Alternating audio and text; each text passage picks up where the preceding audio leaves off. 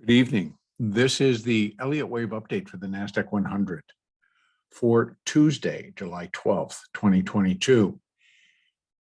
Here in the NASDAQ, starting on the daily chart, there is nothing to change on the way that the chart is labeled at this moment. An update to this current count for intermediate wave C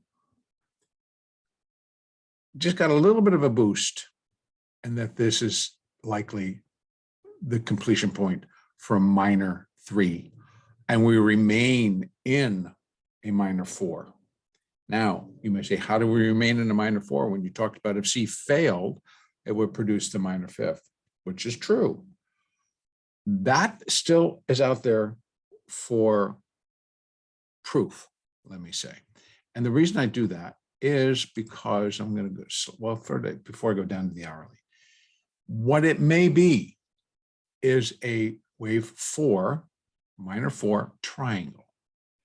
Now, that triangle pattern gives a little bit of support that this is minor 3rd, because if it was a minor 2, triangles don't form in the second wave. Triangles form in B waves and 4th waves.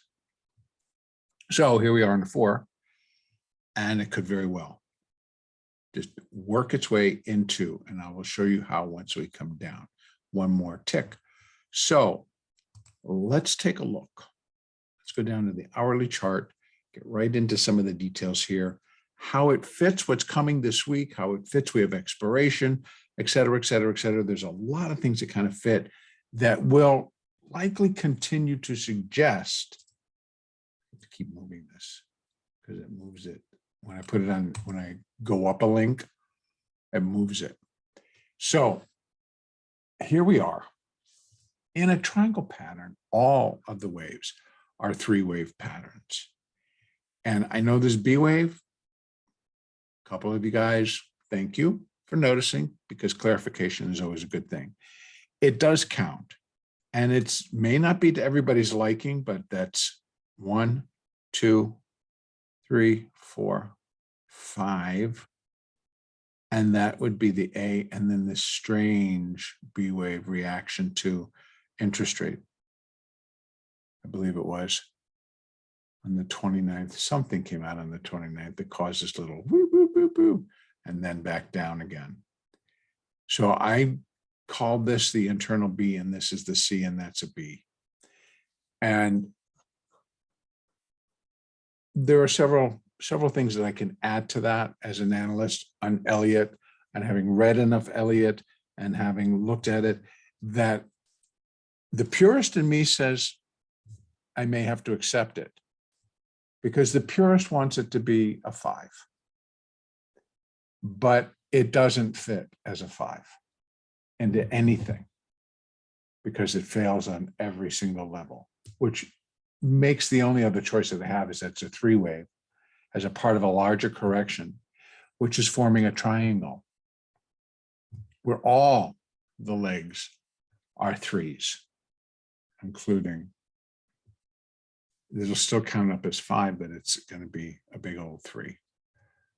So we have A, B, C, possibly some of the D, maybe a little bit more. So if this is the case, one of the things that Elliott did notate when using Fibonacci's within a triangle is that the D wave would expect it to be about 618 of the C wave. So we run some retracements, and 618 is 11,678, we're going to call it, into that level, down to probably 11,602. As far as it being a C wave that was to go up and break above that high at 12,262, well, that basically got knocked out with this drop today. Because even if I'm going to count this as a C wave, the wave 1 was here. And so this would have been wave 1, wave 2, wave 3, 4, and then we needed that 5 to come in and not drop this far. 4 overlaps 1 pretty much by a country mile. And that takes this up to the C here. The failure still is there. If this wants to come into a proving ground and show us differently, then it's going to continue to go down. And it needs to break here, it needs to break there, and eventually it needs to break 11,348 to put the cap on that that's a C wave and we're moving out. When we break the bottom of the B, then we have to disqualify the triangle. Right now, we can keep the triangle pattern in place and let it develop, but it has limitations as well. So, but I'm looking for the D wave, and after the D wave can come down to here. D wave should not break that low. Get close, but not break it. And the D wave forms 3 waves. Then we're looking for an E wave, which again would be expected to rally back up. And following the guidelines for the triangle pattern, it should break the top bar, the top, you have the channel lines, and it'll break that top channel, swing out of it, but die and fall quickly. So the reaction to the triangle, once complete, is that it thrusts in the opposite direction. I think this could thrust to the upside, break back above, possibly, doesn't have to, but it can. Or we get an A, B, C, D, E, boom. So what we thought we could get from the C wave in terms of if this was a C wave failure for the minor 4 or even a minor 2, if we're going to go that far, then this would be the same type of a situation where you get the triangle A, B, C, D, E, and that would put it into a diagonal. And then the resolution is that it thrusts out of it, and quite often it goes to the width of the triangle. So that would be down to the bottom of the A wave and below. So that's 11,068, by the way. And that would then kick off that minor 5th wave. So yes, we still have a little bit more to go before we can say with certainty we're in that minor 5th wave, start looking for new lows, because here we sit. And we saw what they did today. Let me just drop this down to like a 15-minute chart and just see that opening this morning. It was pretty incredible to watch what they did. It's this. This is what they did on the opening. We are here. Here's the opening. Market opens. They run it up to 12,025 and then kill it. In the second 15 minutes, they took it from 11,977 all the way down to 11,856. And it dropped it a little bit more before they decided to just kind of keep it and then wait to the end of the day and drop it again. So it was a strange pattern in and of itself. So that left this rally followed by a decline that took out more than what one would have expected if it was to turn and continue to go up. So it gets left as this big island in the whatever. There it is. So I'm counting it as A of D, B of D, and we're in C of D. And I believe that if that's the case, there's a 1, 2, 3, 4. We get a 5, brings us in here, maybe down into here, and then rally in an E wave. So again, we have Asian markets, we've got European markets, and before it comes back to the US, and tomorrow we have CPI.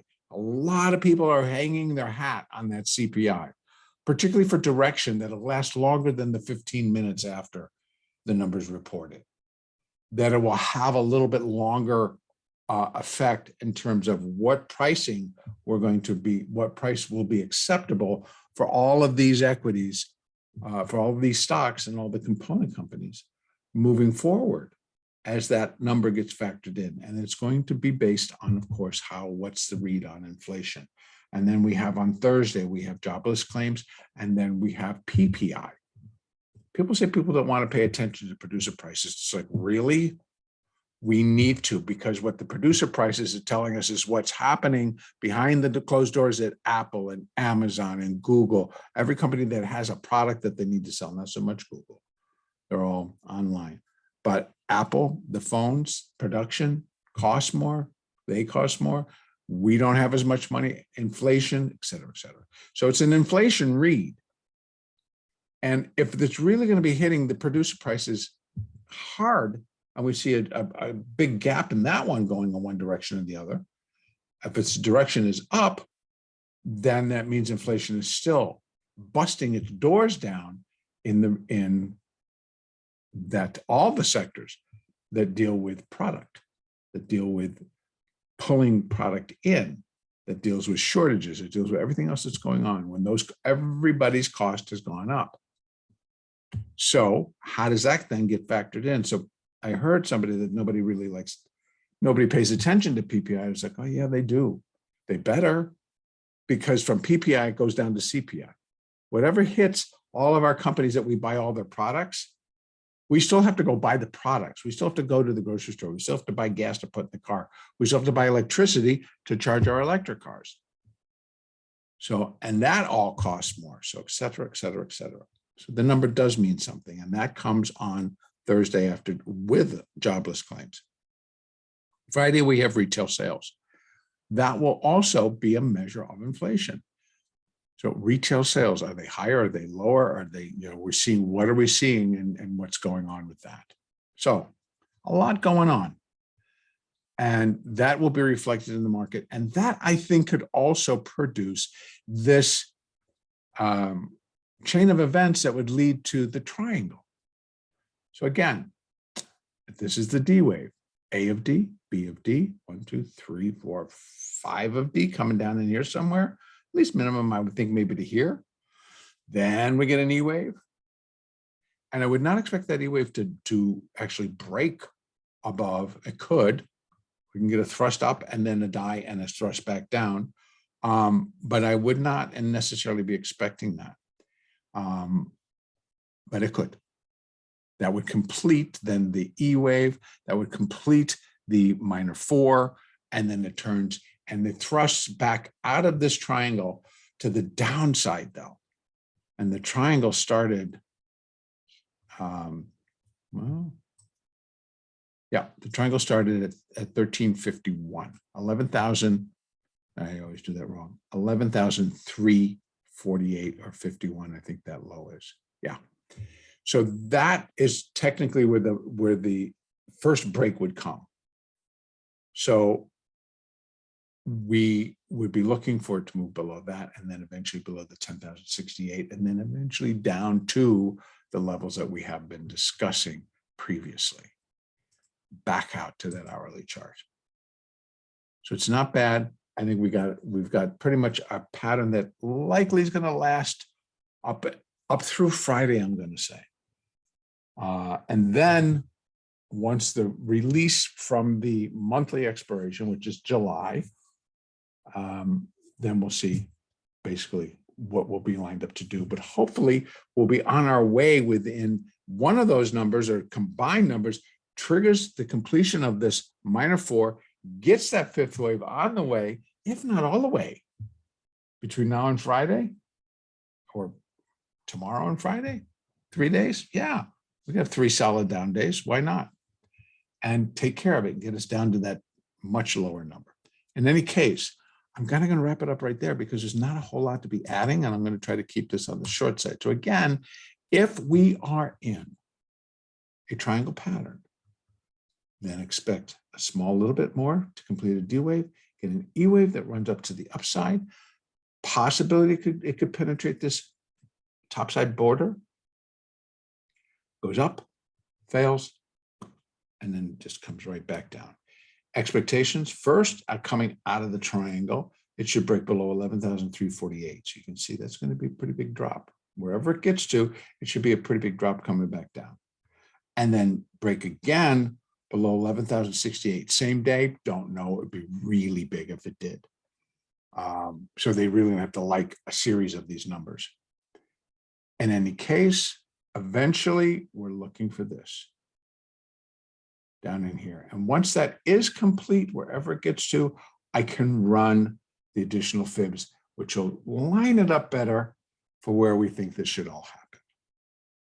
Okay, I'm going to leave it right there. And our next update will be tomorrow on the 13th of July.